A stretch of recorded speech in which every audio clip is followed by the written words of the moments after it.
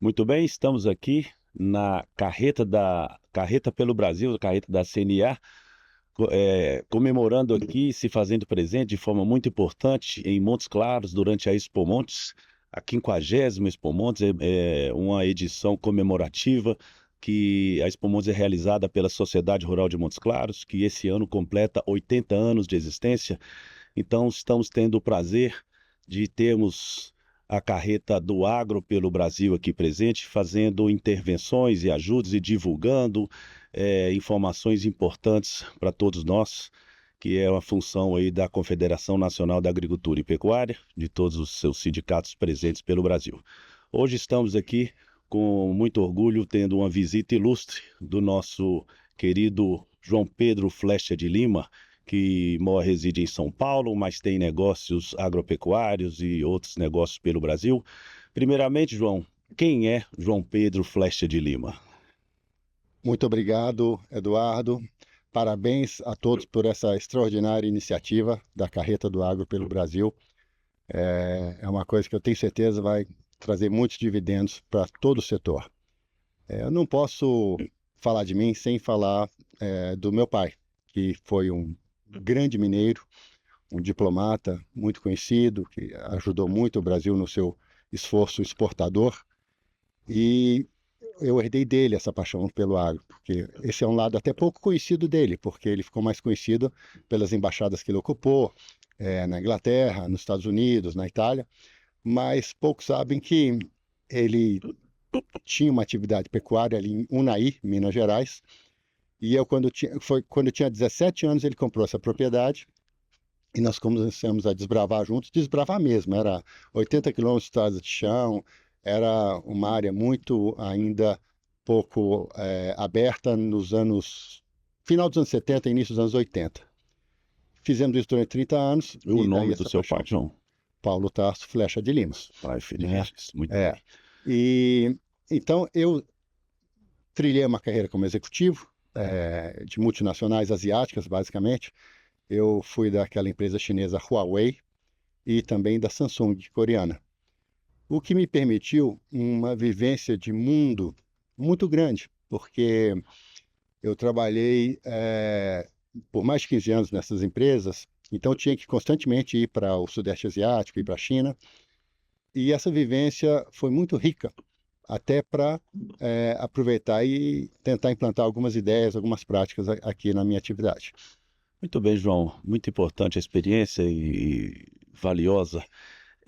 Enquanto rodando pelo mundo, João, que você rodou bastante aí em outros países e ainda roda, fala pra gente qual que é a visão que os países do exterior têm do Brasil agro. Quem é o agro brasileiro para as pessoas dos outros países?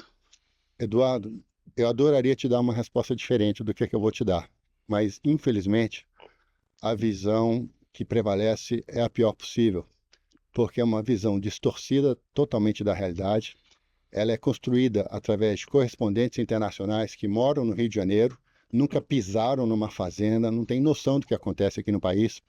Então eu gostaria também de enaltecer a iniciativa da CNA, no programa PAN dela, de ir aos países, procurar visitar, procurar formadores de opinião, e eu acho que isso deve ser inclusive ampliado para contratar assessorias de imprensa, de comunicação nesses países, trazer essas pessoas aqui no Brasil para conhecer a realidade dos fatos, porque a realidade é muito diferente do que é propagandeado por esses correspondentes.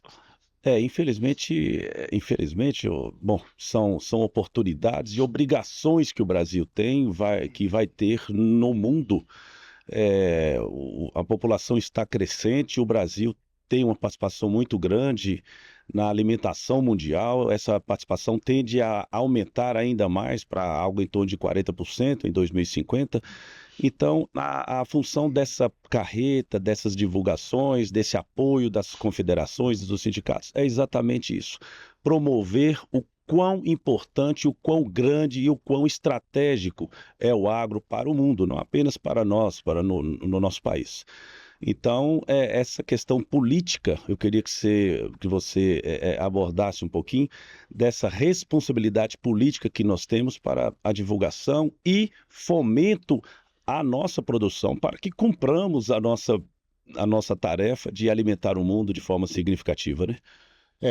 Eu acho que esse ponto também é absolutamente relevante. Não só no exterior a gente tem que se vender, se mostrar melhor, mas internamente também. Porque aqui nós temos, infelizmente, uma ideologia, uma politização do tema do agro muito negativa, né? Então, nós somos vistos como pessoas que não respeitam o meio ambiente, que são latifundiários, que exploram os funcionários, enfim. A gente precisa trabalhar também internamente para mostrar a real imagem do agro brasileiro, que está muito distante disso que as pessoas falam, porque o agro brasileiro é extremamente moderno, é competitivo a nível mundial, e não se iluda, boa parte desses comentários, dessas coisas que tecem sobre o agro brasileiro lá fora, estão embasados em interesses comerciais, e querem prejudicar a nossa imagem para poder impedir que os nossos produtos cheguem na mesa dos compradores europeus, americanos, asiáticos. Hoje, se você pegar, por exemplo, café, soja, açúcar, respectivamente, 30%, 40%, 50% da produção mundial é do Brasil. Se você pegar suco de laranja, 80% da produção mundial é do suco do Brasil. O mercado de carne, 25% mundial é do Brasil. E a gente ainda pode crescer muito mais. Então, eu acho que tem todo investimento que puder ser feito na área de comunicação, na área de conscientização. Vamos buscar as crianças nas escolas e mostrar o que é uma fazenda. Vamos mostrar o que é vida no agro. Será muito bem-vindo e válido.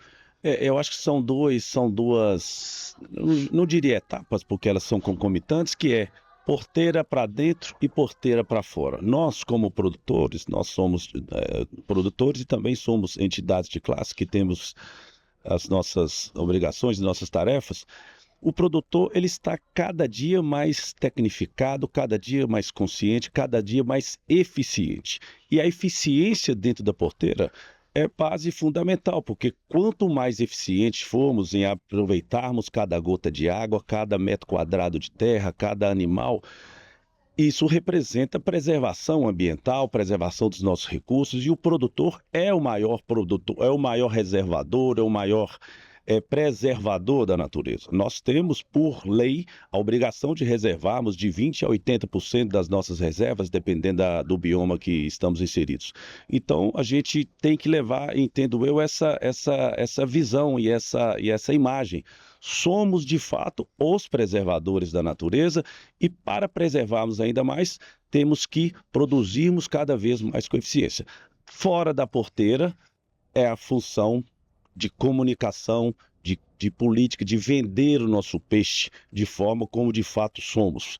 Então, do ponto de vista de informação, de tecnologia, eu queria que você abordasse, eu sei que o senhor trabalhou aí com informação de tecnologia, processamento de dados. Como eram feitos os negócios há 30, 40 anos atrás, como eles estão sendo direcionados, qual é o futuro, onde chegaremos do ponto de vista comercial? Excelente ponto, Eduardo. Realmente, eu acho que nós fazemos um grande trabalho da porteira para dentro, mas, infelizmente, esse trabalho ainda não é equivalente da porteira para fora. E aí eu falo de uma forma mais ampla também. Toda a questão da comercialização dos produtos do agro ainda é muito falha para o pequeno e médio produtor, principalmente. Por quê? Comercialização, negociação envolve conectividade, envolve informação, envolve rede, envolve comunicação. Então, nisso, por causa da característica do agro, que tipicamente era formado por fazendas isoladas, com comunicação precária, as pessoas não se falavam, não tinham possibilidade de fazer uma tomada de preço, de fazer um balizamento. E hoje, duas coisas muito marcantes aconteceram. Primeiro, a pandemia, que ensinou todo mundo a usar videochamada, podcasts e fazer conferências. E a segunda foi o advento da Starlink, que possibilitou aquele produtor rural que antes vivia isolado ter uma cobertura de internet, de Wi-Fi na sua propriedade. Isso alavanca um grande leque de possibilidades, por exemplo, na parte de inteligência de dados.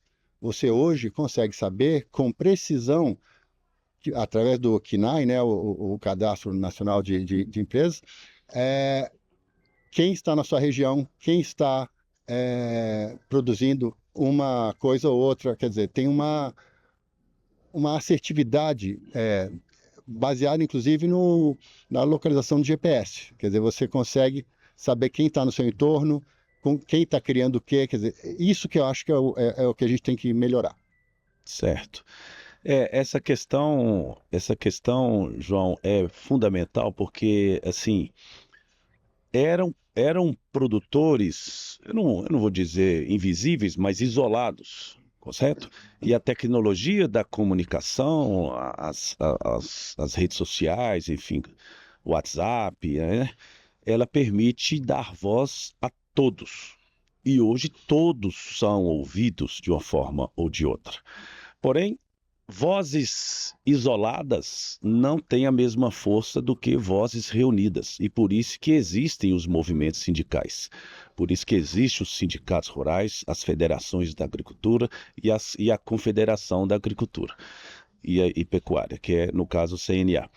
Então, esse é o nosso papel, enquanto sindicalistas, enquanto entidades classistas, representar o produtor rural, né, o homem do campo, que isoladamente ele tem pouca força. Então, eu queria que você falasse essa importância da organização das pessoas em sindicatos, porque muitos, às vezes, nem sabem o quão importante é isso. Eu tenho trabalhado há pouco tempo, né, em classes sociais, no caso, sociedade rural, mas quando a gente insere no meio, a gente vê o quão importante é a política e, ao mesmo tempo, quão complexa é ela, porque ela envolve relações interempresariais, pessoais, políticas. Então, eu acho que, assim, a política é o primeiro passo para que tudo caminhe. Então, eu queria que você comentasse aí a necessidade, a importância da organização sindical do produtor e a importância política. Eduardo, isso é tremendamente importante. O papel que os sindicatos rurais fazem para o produtor rural no Brasil é de uma importância, infelizmente, muito pouco conhecida.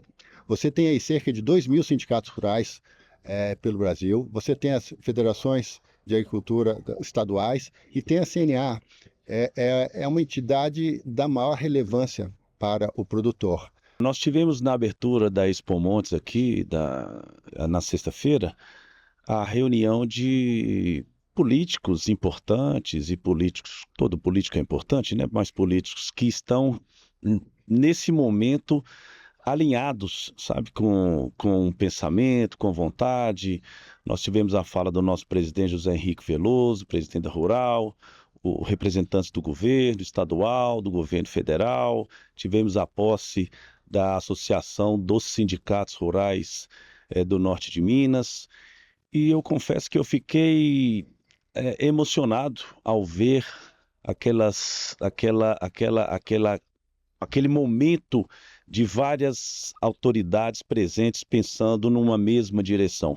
Então, de fato, eu estou muito otimista ao vermos esses representantes corretos, competentes e honestos, o presidente da Assembleia Legislativa, o presidente da FAENC, Toninho Salvo, esteve aqui, deputado Marcelo Freitas, o governador Romeu Zema, o vice-governador professor Matheus, enfim, o Astério Itabaiana, que tomou posse da Associação dos Produtores, enfim, e diversas autoridades. Então, eu queria deixar esse relato de que eu fiquei emocionado ao ver a oportunidade que nós temos nesse momento de avançarmos, porque a gente sabe que é passo após passo. E não é uma gestão política que muda, são gerações, são várias gestões, e o nosso papel é deixarmos a nossa contribuição. Então, eu registro aqui em nome da sociedade rural esse otimismo ao termos nossos políticos com um olhar numa mesma direção. Estamos muito otimistas. Eu compartilho do seu otimismo, especialmente em relação ao estado de Minas Gerais. Isso. Nós estamos aqui em Montes Claros, né? Isso. A nossa propriedade foi construída em Unai, E os nomes que você mencionou são do mais alto nível. Quer dizer, nós temos o governador Romeu Zema, um empresário que abriu mão da sua atividade empresarial para dedicar à vida pública e dar sua contribuição e fez um tremendo de um trabalho, está fazendo pelo país. Temos aí o vice-governador Matheus também, outro quadro excelente, o Toninho Salvo, que o meu pai conhecia, outro grande nome. Quer dizer, eu acho que nomes ótimos nós temos. Nós precisamos mobilizar e ser mais ativistas, porque o outro lado é muito ativista, ele sabe se mobilizar, é a especialidade deles, né? Eu fiquei muito emocionado na época. Ô, João, só para a gente finalizar, a sua propriedade rural, você é um criador de Nelore de muita qualidade, né? Eu tive lá a oportunidade de conhecer a sua fazenda, e a gente sabe que o noroeste de Minas é uma região vizinha do norte, e que, não vou dizer sofre, mas assim, que usa e tem colaborado bastante. A gente sabe que Paracatu e Unai são os dois maiores municípios do Brasil em área irrigada, e a gente passa por essa questão do uso eficiente da água. E em alguns congressos, alguns simpósios, a gente tem se feito presente, e essa questão da água, ela está num momento de discussão muito importante, porque é necessário termos eficiência do uso da água. E a irrigação, 40% dos alimentos do mundo são produzidos sob irrigação. Então, Unai, onde você tem sua propriedade, tem um destaque muito grande, Paracatu, e a eficiência técnica deles é fantástica. São pivôs centrais com alta eficiência de uso eficiente da água. Então a gente acredita que a gente quer ir nessa direção, quer sensibilizar o nosso governo para entender que não é parar de irrigar, não é penalizar o grande produtor, muito pelo contrário, é exatamente o contrário, incentivar a irrigação, incentivar o uso eficiente da água. Então, em nome do Noroeste de Minas, eu queria que você deixasse essa palavrinha final e depois as considerações finais, por favor. Bom, Eduardo, Unai já é o maior PIB agropecuário de Minas Gerais e é o 23º PIB agropecuário do Brasil. Isso graças às migrações que ocorreram lá de trás, desde o início do PADEF, onde vieram gaúchos, catarinenses, paranaenses, trazendo toda a sua tecnologia, sua força de trabalho, seu empreendedorismo, e hoje é a maior área irrigada do Brasil também. Eu acho, sim, que tem que haver a preocupação com a utilização racional dos recursos hídricos, mas para tranquilizar o ouvinte, os órgãos de fiscalização do meio ambiente, de água, tudo são extremamente competentes, extremamente qualificados, têm grandes quadros nas suas estruturas. Então, nenhum projeto de irrigação é aprovado se não tiver comprovado que a sua vazão, a sua utilização vai prejudicar um curso de um rio, um curso de água. Eu acho que não só a água, Eduardo, mas toda a questão da suplementação mineral também é extremamente importante. É uma indústria que essa tecnologia vem crescendo muito com o uso dos sais proteinados, a utilização de diferentes formulações. Temos que trabalhar para desonerar isso o máximo possível, porque é uma coisa de grande relevância estratégica para o país. Enfim, eu acredito muito que o caminho é esse. É isso, João. A tecnificação de forma racional é o único caminho que temos para seguir, porque a gente precisa de produzir mais com menos. Então, a eficiência passa pelas tecnologias, irrigação, suplementação, reprodução, de forma racional para produzirmos alimentos saudáveis e sustentáveis, né? Bom, só para fechar, me permita, te dou as boas-vindas na nossa querida Expo Montes, Montes Claros, uma cidade e uma região extremamente importante. A Expo Montes representa uma das maiores feiras agropecuárias do Brasil, onde direcionamos e reunimos grandes empresários, grandes empresas, grandes rebanhos. Então eu queria te dar as boas-vindas e falar um pouquinho. Você chegou já tem uns 2 dias, o que está achando na nossa feira aqui em Montes Claros, na Expo Montes, e aí a gente finaliza o nosso bate-papo. Tinha muito tempo que eu não vinha Montes Claros. Eu vim com meu pai justamente porque aqui era a sede da Sudene e ele era representante do Ministério das Relações Exteriores na Sudene. e eu me lembro até que tinha uma fábrica da Peugeot de bicicleta, que foi minha primeira bicicleta, assim, de 10 marchas. P10. Era maravilhosa essa Era bicicleta. maravilhoso. E impressionante o que se desenvolveu aqui em Montes Claros com o advento do agronegócio, que é uma cidade muito calçada, né, na agroindústria, no agronegócio. E é um prazer imenso estar aqui com vocês, um prazer falar com vocês, né, nesse trailer da CNA. Mais uma vez, meus parabéns pela iniciativa e que vocês percorram realmente o Brasil de ponta a ponta, porque vão colher grandes resultados. Muito bem, nós conversamos aqui com o nosso querido João Pedro Flecha de Lima, uma pessoa fantástica e de grande representatividade em todo o setor empresarial do Brasil. João, muito obrigado à CNA e vamos para a Expo Montes 2024, que está se desenrolando. Até mais.